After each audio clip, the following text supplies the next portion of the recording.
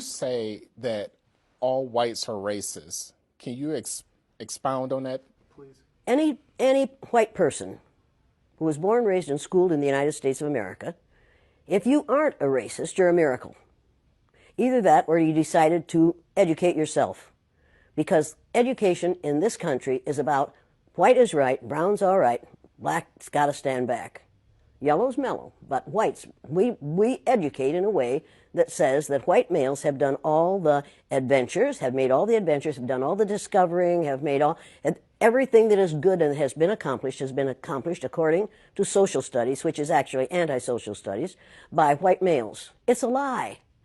But we do that in order to maintain the myth of white superiority. The myth of race has to be maintained at all costs in this country. Because if white people have to give up the color of their skin as being something that makes them perfect, what do they have left? If we start teaching the truth about history, if we start teaching about Nile Valley contributions to civilization, it will totally change the way we conduct ourselves in the classroom. It will have to. Columbus didn't discover America. You can't discover a place where people are already living. But we celebrate that every October.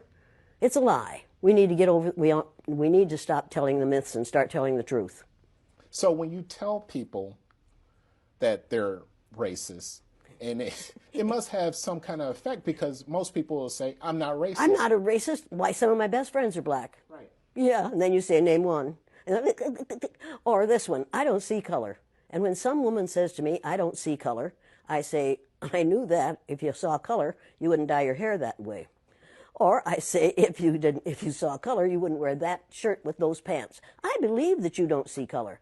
It's an attempt to deny skin color. And it's an attempt to deny what's wrong with seeing the color of my skin. Is it all right for you to see me kind of pink? That's okay for me. I don't mind. And I suspect that you don't mind being seen the color you are. You have a right to be what you are. And until people in this country and people in this world get it into their heads that the first modern human beings that evolved on this earth were black women. They evolved in sub-Saharan Africa about 280,000 years ago, and every human being on the face of the earth today has the memory of those black women's genetic structure in their genes. Now, we don't want to admit that, but that's the way it is. And as people moved farther and farther from the equator, their bodies produced less and less melanin, so their hair, their skin, and their eyes got lighter. As they moved into the east, they ate a lot of fish and a lot of vegetables, so their skin took on a different tone. I found that out when I was raising little kids. My husband worked in a supermarket. He was the head of the produce department. And they had lots of oranges that they couldn't sell. He'd bring them home, and I was feeding my kids orange juice like you never saw in your life. They began to have an orange cast to their skin. I thought they had a liver problem. So I took him to the doctor, and she said, what are you feeding these kids? I said, well, lots of orange juice. She said, stop it if you want them to stop being orange.